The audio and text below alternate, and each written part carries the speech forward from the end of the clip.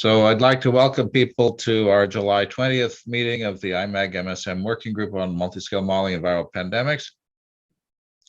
We're very pleased to have a speaker today on bat immunology, which is actually one of the topics that motivated the formation of this working group in the first place. Maybe after this presentation, John can give a little bit of the history of that. As always, I need to remind you that this meeting is live streamed on YouTube and recorded and made available for subsequent viewing. So please keep that in mind.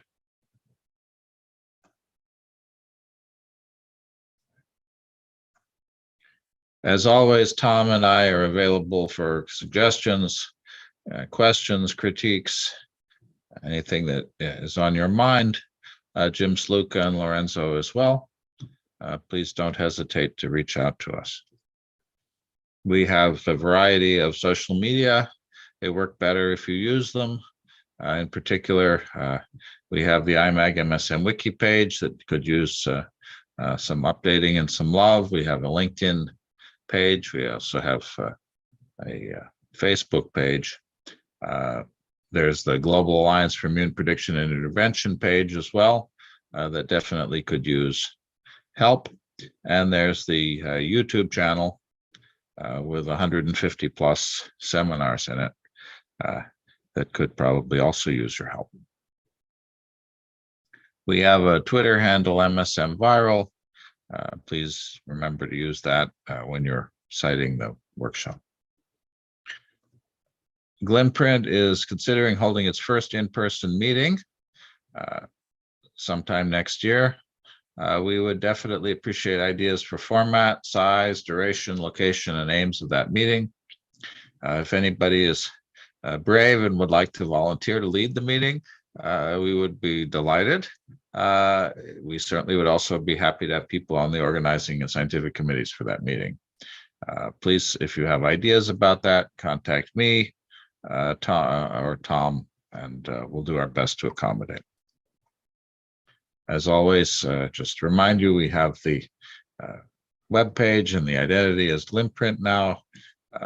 Please do help us make that work. There will not be an IMAG steering committee meeting tomorrow because of the conflict with the SMB meeting. A lot of the people, as we see today, are not available on this afternoon. And we will be again in 2 weeks for that. Coming up, we're not going to have a meeting on August 3rd. People need some time off. We're shifting our schedule up by 1 week, the phase by 1 week. We'll have Gary and come back and talk about generating synthetic data sets on August 24th. And we have speakers lined up for September 7th and 21st. We would very much appreciate your suggestions for speakers going forward for the fall to help us keep things going. So I don't want to take any more time from our speaker for today. We have Dan Crowley from Cornell University, who's going to be giving us a much anticipated introduction to some issues in bat immunology. And as I mentioned, talking about bat immune response was really one of the foundational questions that this working group was set up to address.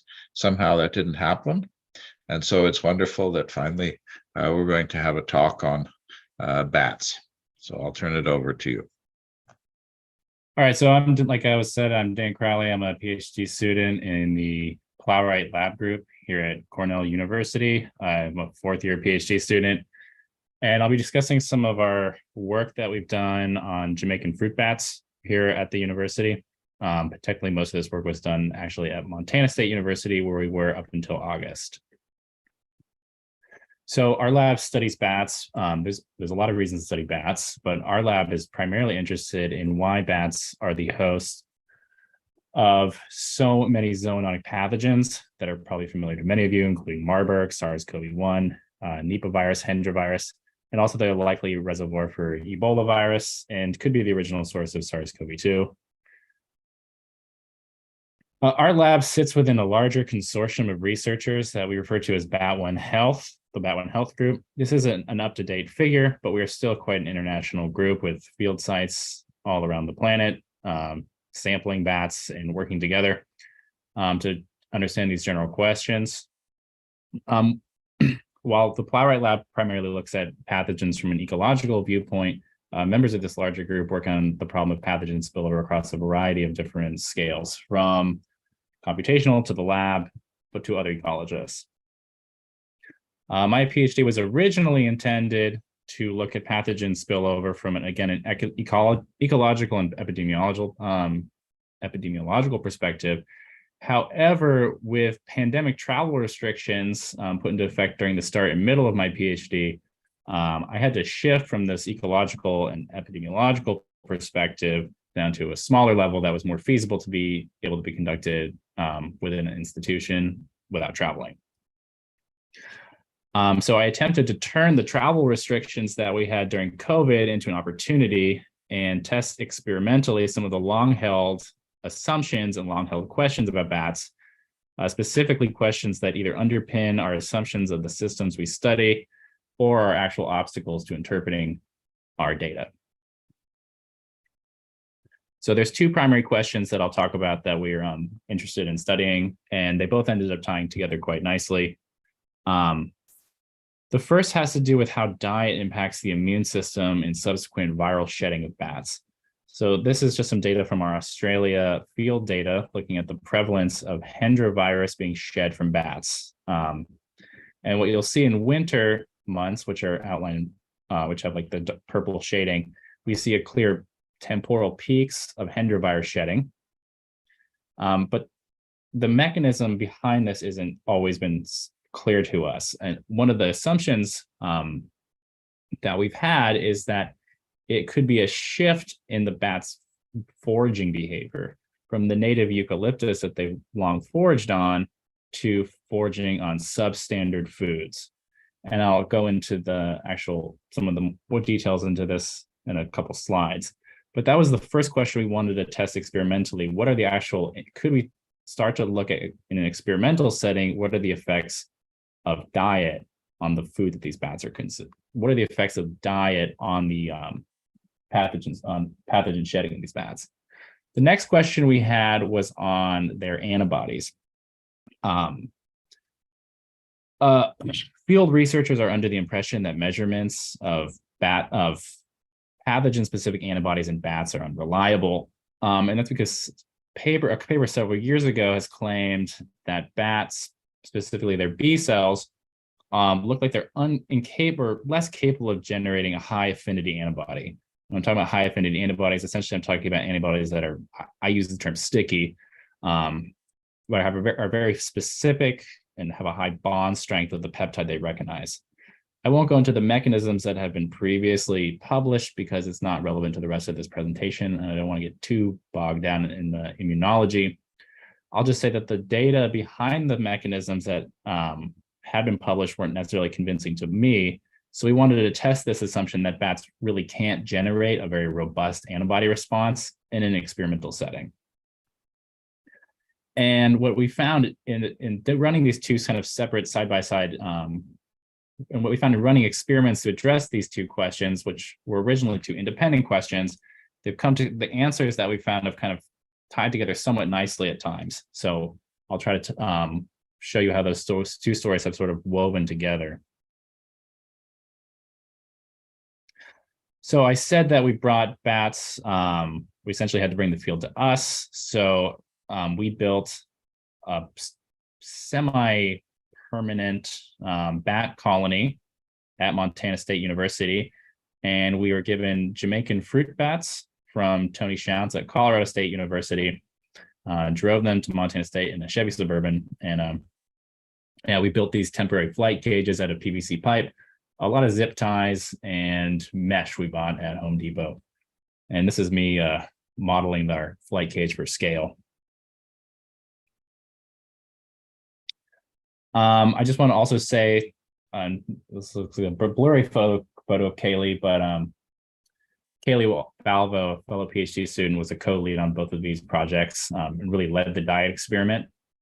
So I'll just outline the two different hypotheses. The first was from our diet experiment. Our specific hypothesis was we thought the removal of dietary protein would actually increase H18N11 viral shedding and dampen the antibody response. And I'll go into the details of this virus and why in this hypothesis.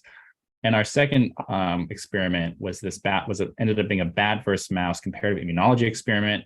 And our hypothesis was that bats would generate a comparable antibody response in response to immunization with a T-dependent immunogen. And I'll go into these hypotheses in more detail. Okay, so first, let me explain more specifically our diet experiment and like impetus behind this. So flying fox bats in Australia consume more non-native foods during winters when Hendra virus spillovers occur. So typically we think of like, let's say the ecosystem that these bats lived in Australia, were in its pristine state, if you will. They were eating these eucalyptus trees that have high protein content. Here we have a bat on the left. It's yellow because I believe it's covered in pollen, this high protein pollen. But what's happened with the loss of key winter habitat, the bats have shifted to eating non-native plants. And these can be mandarins or oranges, and we're also observing them eating cocos palms. This bat on the right, it has its mouth full of cocos palms, and this is a plant that's very high in fat. So we were very interested in testing these three different diet conditions: a diet high in fat, a diet low in protein, and then their standard diet that they eat all the time, which is fruit supplemented with a protein powder that's essentially just ground up and placed on top of their food. We use, again, like I said, captive Jamaican fruit bats, Artibeus jamaicensis. Again, we had our three different diets based on our field observations: fruit plus a protein supplement, fruit only, and fruit with a fat supplement. The fat supplement was to replicate with the cocos palm. And what we did was we melted coconut oil, actually, and took melted coconut oil and just poured it over their fruit. And then we infected them with H18N11, an influenza A-like virus. I'm not a virologist, but I can tell you a little bit about this virus. It is fairly distinct from other influenza A viruses, so it's why I'm putting the like suffix. First, it's different because it appears to require MHC2 for cell entry. It doesn't appear to use sialic acid. It's also unclear to, I believe, the function of its neuraminidase, though it does need its neuraminidase. It's also a gastrointestinal virus, and it is thought to be infecting MHC2 expressing cells in the gut.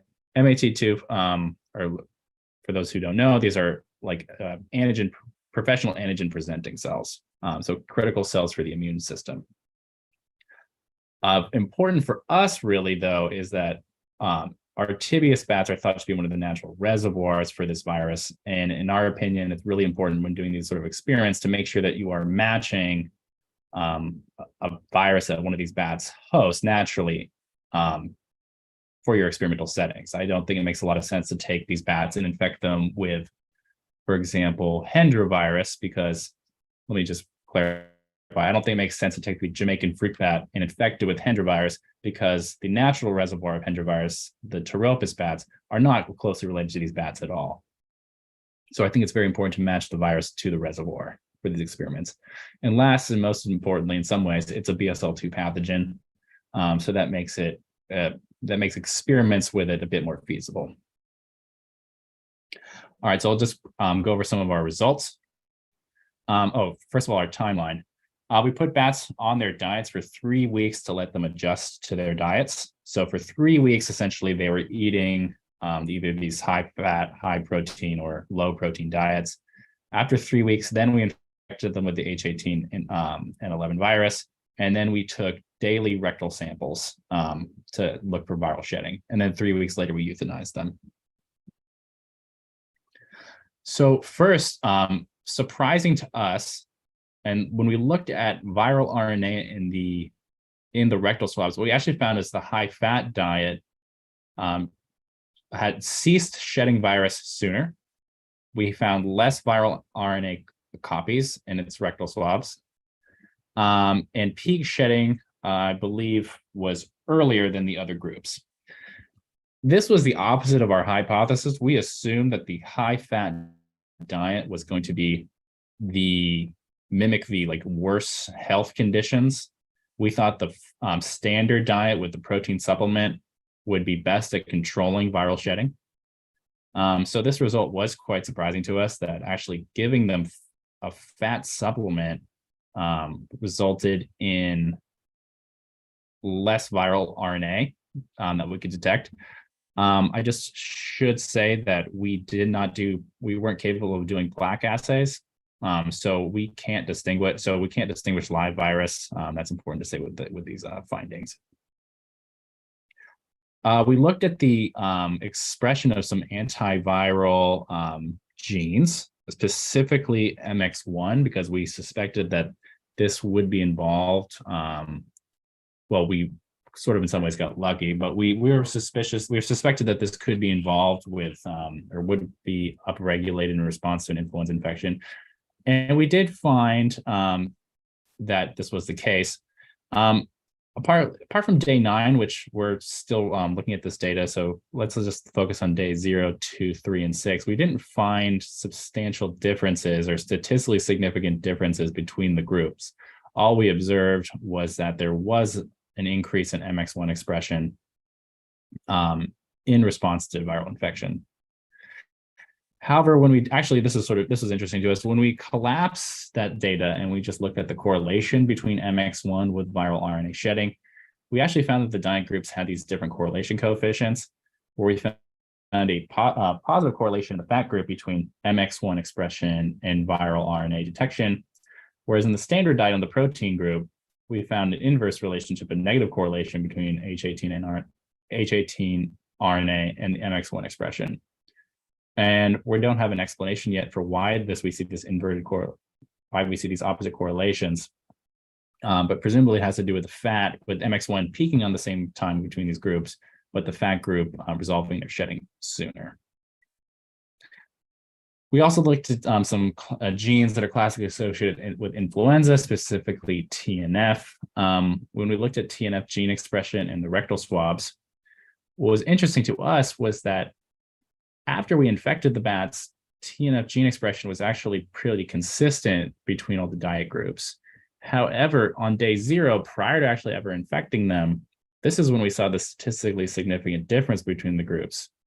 And interestingly, again, the bats on the standard diet, the protein diet, had the highest baseline levels of inflammation. Whereas when we gave them fat, this actually had the lowest levels of TNF expression in the rectal swabs. I am not a nutritional expert by any means, but I sort of, my Bayesian brain prior assumed that giving an animal a high-fat diet would have increased the levels of inflammation in the gut. So this was, again, pretty surprising result to us.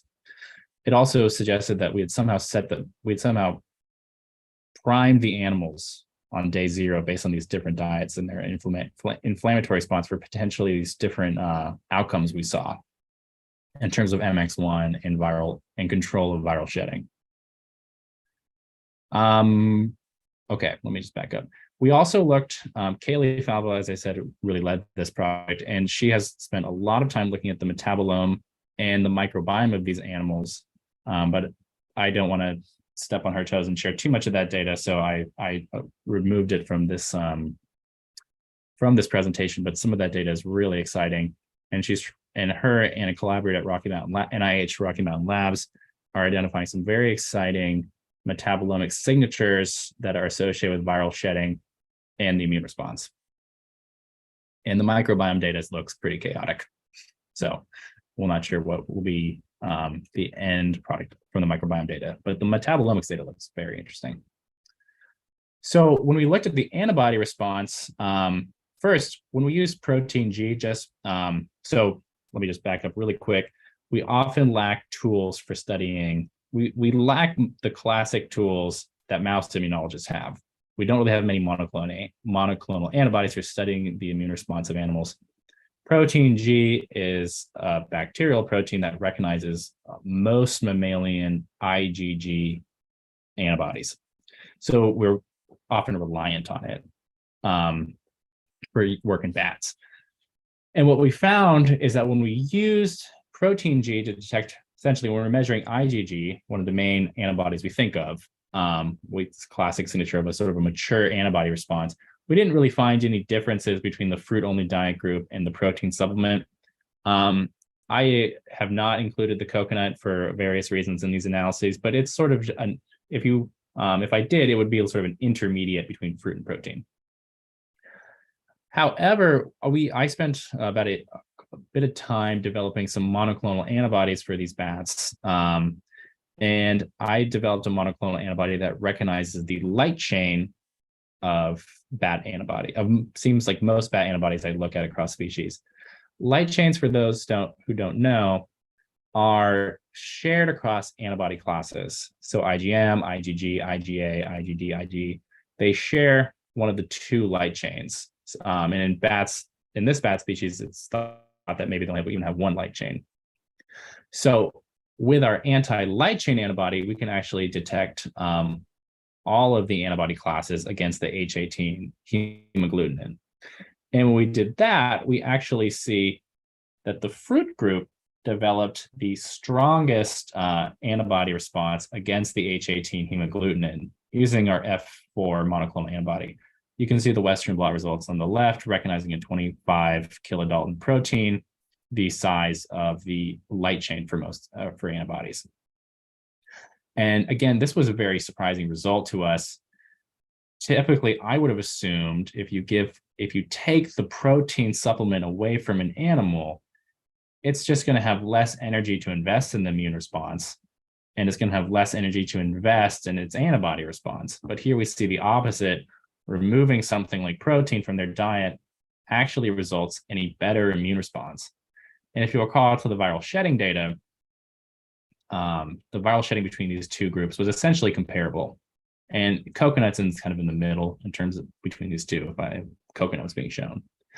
Now, the possibility could also be that, again, like we showed, the TNF was different at baseline. So maybe there's some immune priming happening here that's having some complex effect on the immune response, and that this is leading to differential antibody responses.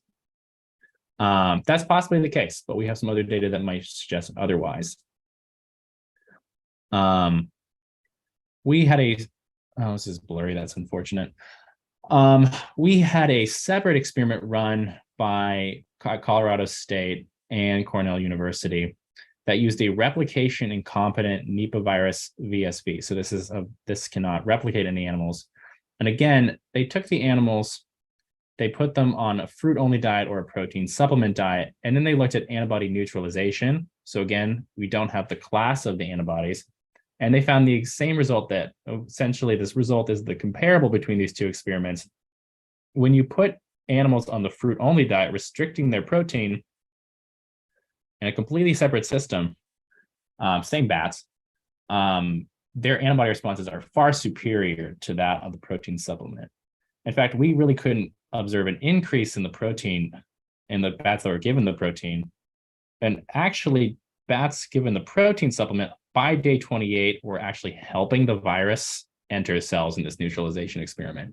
We have no understanding of the mechanism of why that would be occurring, but it's certainly fascinating. So again, we have consistent results between these two experiments. Removing protein helps the antibody response. We don't know what class of antibody is responsible for this. If it's could be IgA, could be IgM, we're not sure. Our first results where we have class IgG data suggest it's not IgG mediated. Or if it is, it's IgG that's not being picked up by protein G. So we were pretty interested in identifying a mechanism to explain these antibody results, but to explain the mechanism, we're sort of honing in on, we need to take a quick transition to the other experiment we ran on our mouse versus bat comparative immunology experiment.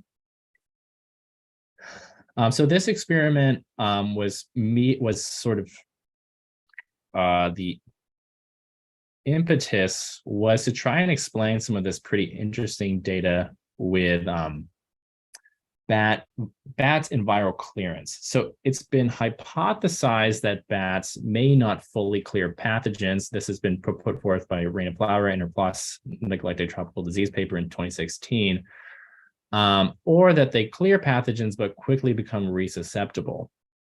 And this is the sort of the potential mechanism between the SIR, SIRS, or the silly models that Raina is very interested in. And one of the mechanisms has been talked about for what could underpin this finding is their purportedly weak antibody response. However, there isn't great, and there is evidence from experimental infection studies that they do generate a subpar antibody response. However, we've just felt, or I felt, that the data backing these conclusions could have been stronger. So I set out to test if their antibody responses were worse than laboratory mice, specifically BALB-C. And we could have a long discussion if BALB-C lab mice are the ideal animal to compare bats to. I'd argue they're not. However, they are readily available and well studied. I don't know why these are all so blurry, and this is very frustrating. Okay, so we took BALB-C mice and Jamaican fruit bats, and we immunized them with two different immunogens. We took either NPCGG, which is a T-cell dependent immunogen, which typically classically induces a high affinity antibody in mice, or we took a sort of control, a T-cell independent immunogen, MP-glycol, which generates a low affinity antibody in mice. We immunize these animals, 6 bats and 4 mice per group. We boosted them on day 28 and day 49, and then we harvested their spleens for a Q-RT-PCR and 5' race of their B-cell receptors on day 56. And we established this boosting protocol based on some pilot experiments we ran. Essentially, we were not able to we would love to have run these experiments without boosting. However, we were not able to really measure a detectable antibody response consistently in bats without boosting. In mice, you can clearly measure serum antibodies without boosting. Obviously, boosting helps, but with bats, boosting seemed to be really required. Our hypothesis was that the affinity of these antibodies would be pretty much the same on these 4 different groups. However, we hypothesized that under the NPCGG group, mice would generate a high affinity antibody because of their ability to undergo somatic hypermutation and affinity maturation. So this was essentially our overall hypothesis. And what we did find is that when we looked at the endpoint titers, mice did generate a higher endpoint titer than T-cell dependent antigen. This is the NPCGG. And just looking at endpoint titers using protein G for bats and a mouse-specific monoclonal antibody for mice, we found that mice did generate a much higher titer antibody response. If you look at the scales, they're not comparable. However, I won't go too much into this. We did find that you cannot simply compare titers between mice and bats. I won't go too much into this, but I previously said that we're reliant on protein G for bats, whereas for mice, we have a swath of commercially available reagents. And what we found is that the reagents the endpoint titer results you get are incredibly sensitive to the reagent you use. And so the endpoint titer you get for mice, depending on if you're using protein G or using a mouse monoclonal antibody, the endpoint titers are completely different. Whereas for bats, we rely on this we really rely on protein G. So the point is, this is probably really boring for most of you, but comparative immunology is, I learned the hard way, is very difficult to do, and you can't simply use an endpoint titer. So what we had to do is essentially develop a bespoke method, a competition ELISA, to actually get this information.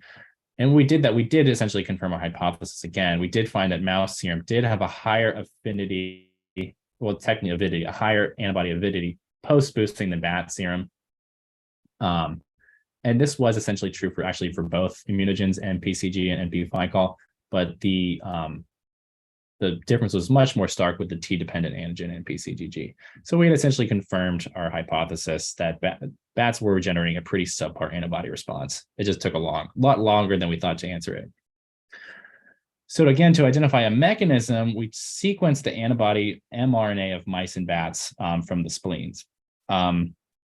we lack the ability to do most flow cytometry in bats. So I was pretty interested in actually doing some sequencing work and sequencing the genes that are responsible for developing essentially the antigen binding cleft of the antibody. And so what was our actual, and so you get all these sequences, millions in sequences from the spleens of these antibodies. What was actually our output of interest? Well, we ended up looking at deciding the best, least, I guess I would describe it, least biased output between these two different species was to look at the diversity of clones, B cell clones that existed in the spleens. And so why did we do this? So essentially what happens, sorry, I lost my cursor. To simplify the antibody response, for the purpose of this presentation, you can think of the process by which B cells survive and make antibodies as sort of a Darwinian survival of the fittest. And one of the mechanisms that selects what a B cell to survive and proliferate is the stickiness or the affinity of the antibody or the B cell receptor that the B cell generates. So if a B cell, for example, makes a great antibody and gets a strong signal from this T follicular helper cell, which helps the B cell development process, it will proliferate. And there's evidence that the extent of that proliferation correlates with the antibody affinity. And so like any population process, if one species or one cell proliferates at the expense of other species or other cells, diversity in the system is reduced. And so that was the tool that I thought was best for actually answering our question based on the reagents we had available to us, was if bats really do make a less sticky antibody, we should see this reflected in the diversity of the B cell receptor sequences in their spleens. To actually look at diversity, some of these are blurry, some of these are not. Frustrating. To look at diversity, we borrowed a tool from ecology, Hill diversity curves, that we have seen other B cell immunologists use. Essentially, what you look at is like this Q score, Q diversity score, and the higher the Q diversity score, the more diverse population there exists, whether it's a jungle or a spleen. And the lower the score, the lowest diversity. And there are three primary metrics: richness, Shannon, and Simpson. Maybe some of you are familiar with these, but they each emphasize a different aspect of diversity. This one is nice and crisp. What we observed is that with our diversity metrics is that bats appear to have more B cell clonal diversity than mice. And this was primarily the case, interestingly, with their IgM antibodies, which was interesting to us. Also true regardless of the immunization strategy that we use, MP-CGG, the T cell dependent immunogen, or MP-FICAL. But we also did observe this with IgG antibodies as well. And so we're interested in pursuing this mechanism further, and we're currently working on different methods that we can use to get around some of the lack of species-specific reagents that we have for bats. So this is currently the mechanism that we think may be underpinning their low affinity antibodies. Obviously, it's not the rich mechanism you'd like from a mouse where you can knock genes in, knock them out, but this is what we have at the moment. Tying this back to our diet experiment, we took these same tools and then we applied them to the lymph nodes. Unfortunately, we didn't have the lymph nodes and the spleens from bats in our diet experiment. Oh yeah, just tying this all together, sorry. We think this data is promising, etc. So we tried to tie this back to our diet experiment, and we actually found a somewhat similar pattern. When we looked at the spleens and mesenteric lymph nodes, we found is that the bats given the protein supplement that had the worst antibody response also seems to have far more, again, diversity. And interestingly enough, it was primarily in the mesenteric lymph nodes, which are the lymph nodes in the gut that we would assume would be responding to a gut pathogen. The mesenteric lymph node response is somewhat transient from what I've read, but it's still, we think this is an interesting mechanism that could be tying the two experiments together. We also think we are seeing a similar process again with IgM data in the spleen, but we need to increase our sample size to actually, we think, assess this difference. Again, we saw no difference with the protein G data when we looked at the H18, their antibody response against H18.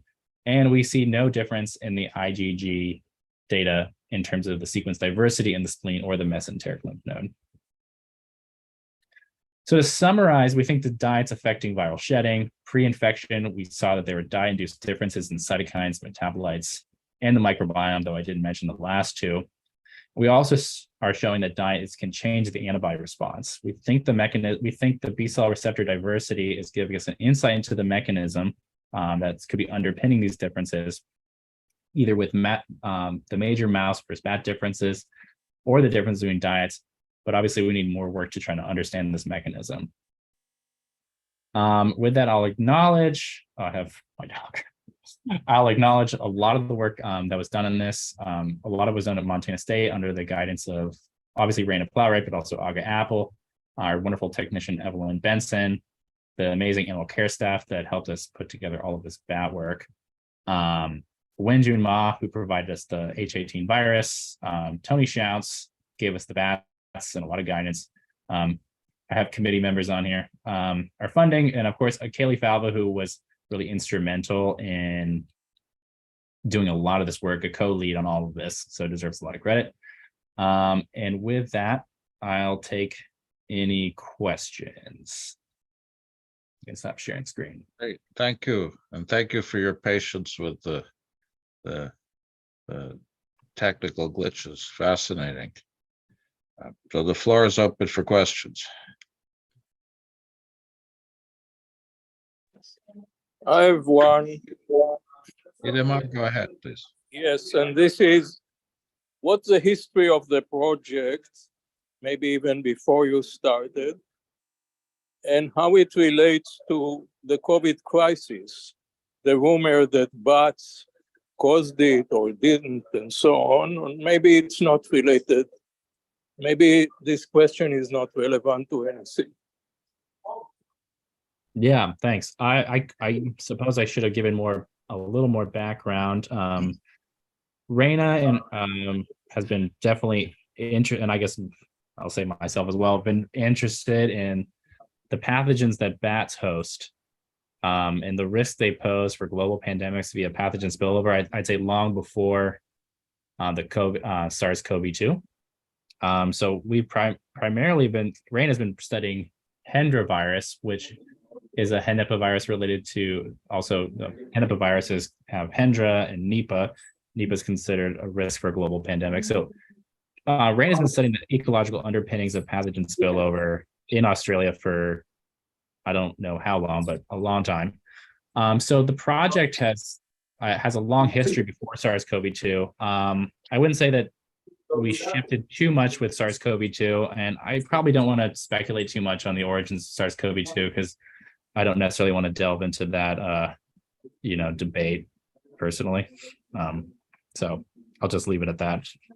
Okay, thank you. Great analysis. Lorenzo, go ahead. A naive question, probably, but I assume that the viral shedding is directly correlated to viral load in the animal. I mean, the more viruses they have, the more they shed. That's it's not a naive question. It's like those simple questions. Yeah, I mean, you have to think about. That would make sense. So, so no, but I would just say that we don't necessarily. We'd like to assume yes, but you don't know, right? Because the gold standard is to do something called the plaque assay, where you take the virus and then you culture it on the cells they infect. But it's easier said than done. With influenza virus, when you're measuring RNA, you don't know if this is from virus that's being shed, it's infection competent. It could also be from cells that are lysing and then shedding the viral mRNA. So it also makes something, I think you call it like essentially it makes a copy of itself. It makes mRNA. So there's 3 different forms of the RNA that we could be measuring, and we can't distinguish it And it's challenging to set up a reverse transcriptase PCR that will distinguish it. It can be done, but it introduces a lot of technical obstacles to overcome. So that's one of the limitations of our output. When you look at the viral shedding using the swabs, the anal swabs, the viruses that you detect, are they good, healthy virus? Is that dead virus? Yeah, again, it's a great question, and I wish we knew. Ideally, we would set up on how to do the plaque assay, and you'd be able to tell. But right now, it could definitely be like, I guess I refer to it as viral shrapnel, and we just can't distinguish, the shrapnel from the healthy virus. So, next question. One of the things that really got my attention when I first met Raina, and COVID showed up, and so I knew she knew about bats and called her.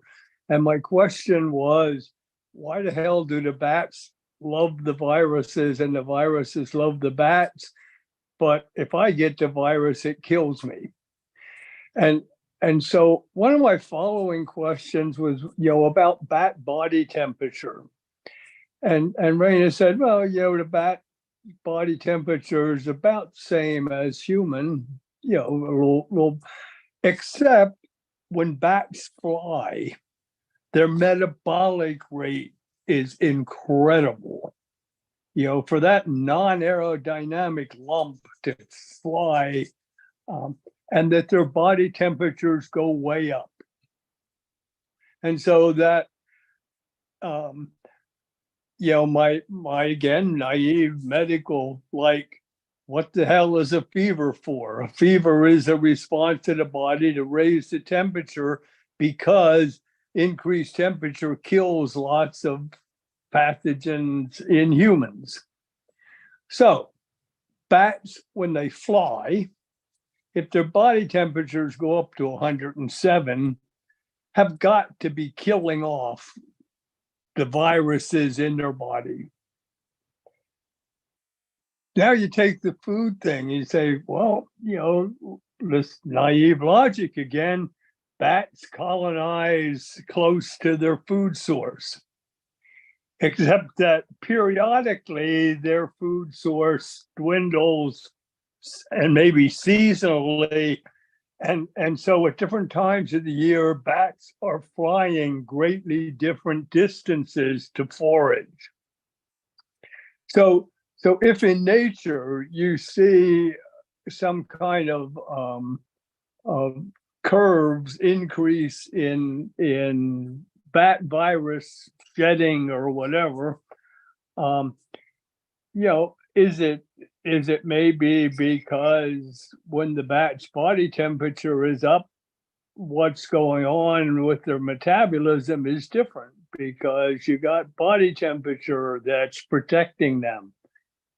And so, when you were talking about the food stuff, I don't know, you can't study the body temperature relationship to the density of the virus, because the only way to get that body temperature is to have them go fly for a couple hours, and they don't come home when you call them or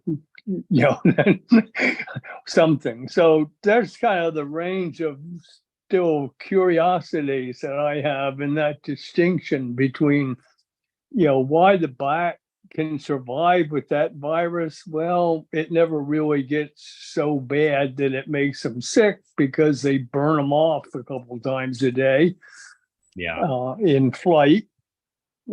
So how are those things to be looked at? Well, it's a lot of questions. Let me I'm sorry. No worries. I want no apologize. They're all very interesting. Okay, so in terms of the limitations that we don't allow them to fly in experimental settings, it's a big one. I think that's one of the current things we're working on right now is how do we develop cages that enable the bats to fly in experimental settings, but are also, I don't want to say tractable, but are also we can build them simply and we can still handle and capture the bats easily. So that we share your concern that when they're not flying, that we're not really replicating a natural system. That's what we always want to do. In terms of bat body temperature, I think the flightless fever hypothesis it's certainly an interesting one. I think there has been pushback from it on a lot of immunologists. I don't want to say something dumb since I'm being recorded, but I sometimes I'm always worried about taking something that we know about humans and assuming like humans, our body temperature goes up when we get sick. Does that necessarily mean that that is an effective strategy for other animals?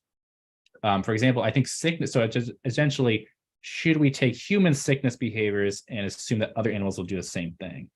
For example, like mice, when they get sick, I believe that they don't eat as much food. What Kaylee found, and so typically what you do is you measure the mice weights. What Kaylee actually found was when she measured their food intake, not how much they weighed, but she actually measured the food weight before we fed them and then after what was remaining. What she found is that the animals who were, when they got infected with the virus, actually consumed more food. Completely opposite of what you'd expect with another animal that would stop eating food when it's sick. So it could be the bat sickness behavior is to consume more food. So we thought that was fascinating. And my point is only to say, anthropomorphizing, or not anthropomorphizing, but taking sort of a solipsistic view of humans and our sickness behavior and putting them on animals and assuming flightless fever is going to be good for viruses might not be the best assumption. But it's certainly an interesting one. And yeah, so I think that was a long-winded way of answering your question, but it is a good one. I share the concern with the flight. I know my initial reaction to the temperature thing, and it's what caused me to call James, in fact, and ask him some questions and made the contacts with Raina that started this whole group. But the idea, my naive thing was, why do we, in treating the humans, not treat the fever? Well, because the fever is a defense. And I say, wait a minute, the coronavirus, the damn bats go to 107 degrees and they still have the coronavirus all day. They carry it, they're a host for this virus that apparently survives at 107. So my 105-degree fever ain't gonna hurt them. My 106-degree fever is going to start eating me up, but it doesn't hurt coronaviruses. They adapted to the 107. That the thing that I've begun to think about more recently is, no, maybe when the bat flies, it kills off 90% of the virus twice a day. And then the virus starts to grow, and then the bat flies and it kills them off. And then you get these patterns of high shedding of dead material, which is not a very good indicator of what the bat's metabolic system is doing. The bat's metabolic system may be doing absolutely nothing. The bat's temperature fluctuations is what makes it safe for the bat. Anyway, Yeah, I am not a biologist. It's okay. It's certainly an interesting hypothesis, and I think one that's been put forward. Yeah. Okay, Lorenzo, you had a question. All right. Well, thanks, Dan, for your talk. It was very interesting, especially the effort to match experimental data with different species is amazing. Mine was, okay, in your conclusion, I don't know if I got it right, honestly. But say, okay, in the experiment mouse versus bats, you say that it seems that the mouse are able to make more higher affinity antibodies, right? And then you find out that the bats have higher diversity of the repertoire of different antibodies. So in my head, this goes a little bit counterintuitively in the sense that if you have a more diversity, you should have a higher chance to have a good shot, a good affinity one that will be then expanded. So the question is, do you have an hypothesis yet for this apparent paradox or so? Yeah. So I should have taken more time to explain why I feel this way. If you're thinking about potential diversity, I agree. If you have more opportunity to make, the right antibody, then yeah, more opportunities to find the right one to respond. What we're looking at is mRNA.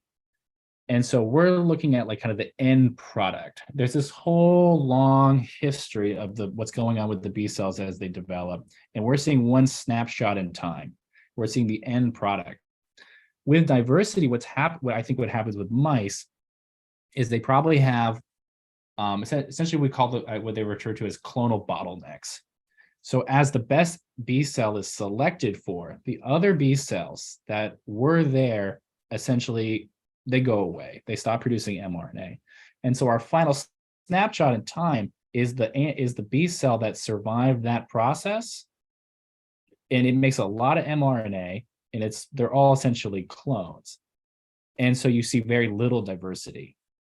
In the bat system, what could be happening, and this is just a hypothesis, is that their B cells are not generating a very good antibody response. Why?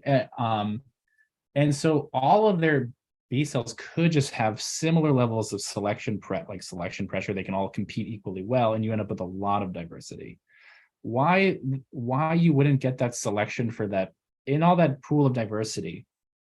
There's obviously some that are going to be better and some that are going to be worse. Why that one that is good isn't being selected for is currently unclear. We have some hypotheses that we want to test, but we don't know.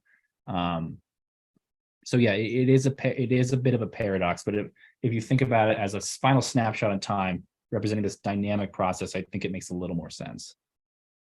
Yes, it does a lot. So my next one would have been, so where is the culprit, if it's in the amplification or earlier on, but you already answered that you are trying to investigate that. Thank you very much. No worries. Thanks for the question. Lorenzo, you asked the question I was going to ask too. Because we actually had a very good talk a few months ago about somebody who was modeling B cell selection in lymph nodes, and so I think people were thinking about that. I guess I was going to ask you. You talked a little bit about some of the baseline measurements of immune state and inflammatory response. And you also did these comparative mouse bat studies, and I wondered, you mentioned TNF as elevated in the bats. What about other interferons? Are there and specifically, do you see comparatively specific interferons for early antiviral response that might be elevated in bat compared to mouse, or are they very similar? In terms of the diet, what we're looking at is we're somewhat limited into what can be detected in rectal swabs. So essentially that data comes from daily rectal swabs that we took. And what we've done some sort of a general survey of what cytokines we can detect in these rectal swabs, and so far it's really just MX1 and TNF. So it could be that there are similar patterns with other cytokines that we would observe if our methods were sensitive enough, our instruments were sensitive enough, but they just don't appear to be. I had never actually, I have not done a deep literature search on this, but typically when people do rectal swabs, they're going to be looking at proteins, not RNA. So I was surprised we actually got any signal whatsoever. In terms of the cytokine response comparing bats and mice, we didn't really look at cytokines because this is an immunization experiment, not using a virus. We did look at an enzyme that's critical for B cell development called AID, and we saw some real differences between them, which I didn't show. But yeah, I'm guessing we'll see other forms of, if we had sensitive enough instruments, we would see other forms of priming, like we saw with the TNF. I guess I mean, it was more, not necessarily your work, but more of a background question, which was, is it known whether there's a difference in degree of priming between bats and mice, or is that something that hasn't been investigated thoroughly? Oh, I see. Oh, in terms of comparative immunology, well, yes, there's actually a good amount of literature on the innate differences in the innate immune systems, innate, not adaptive, between mice and bats. And I can't quickly summarize it, but essentially it looks like bats have, there's some evidence that they constitutively express certain interferons. There's evidence that certain inflammatory pathways have mutated at the DNA level to essentially limit and mitigate inflammation. So there's some great work on the innate immune system comparing bats with other animals. Right. That was, I guess, what I was thinking of. It says, as a non-specialist, that's the level of awareness I have of it. But I didn't know specifically bat versus mouse whether there were significant changes. And the other question I guess I had, coming back to the diet, was your initial hypothesis was that the fruit only was less. Have people studied, how do you analyze what the natural diet of the bats is in the wild? I mean, I assume you look at what they eat, but actually getting a detailed analysis, is it in the feces by trying to look at the fecal composition? How do you analyze what the normal diet of the bats is? Yeah, I wish I had some of my other colleagues on who dedicated a lot of time to studying this. But yeah, there are analyses of their feces, and they do these metabarcoding experiments, and they look at what they're consuming. And then some of it is just using your eyes. So the cocos palm, for example, apparently, I might be wrong, but my memory is that it really doesn't show up in the feces. However, in the metabarcoding study, however, we do see them eating the cocos palm. We observe them eating it. So sometimes you don't need the most sophisticated tool to say, like, they're definitely eating this food.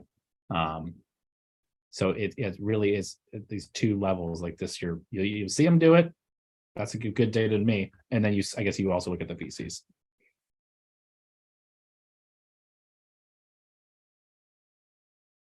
I guess it was just a question of whether maybe there was more fat in the natural diet than you might have thought, given where you started.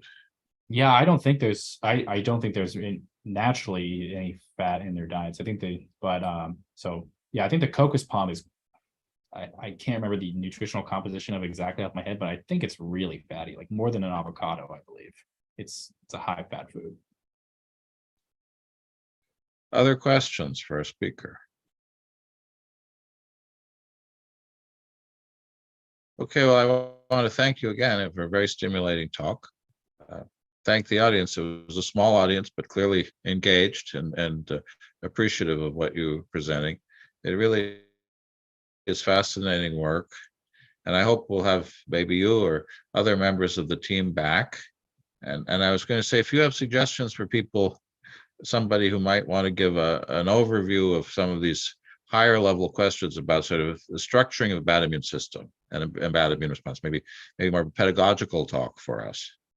If there's anybody that you think might be willing to do that for us, I think we'd appreciate that very much. I think there definitely is a great interest in learning a little bit more about comparative immunology here. And so if somebody's willing to teach us some basics of comparative immunology in bat systems, we would be most grateful. So if there's anyone you'd recommend to us, you'd clearly be very good at it, but you're probably too busy doing your research to do that. But anyone that you can think of who might be willing, we'd be most grateful. I saw you guys have Thank you, Dan, and please give Raina a hello. I will. It was very nice to talk to all of you. Okay. Yep, she set me off on a course for the last 3 years. So thank you.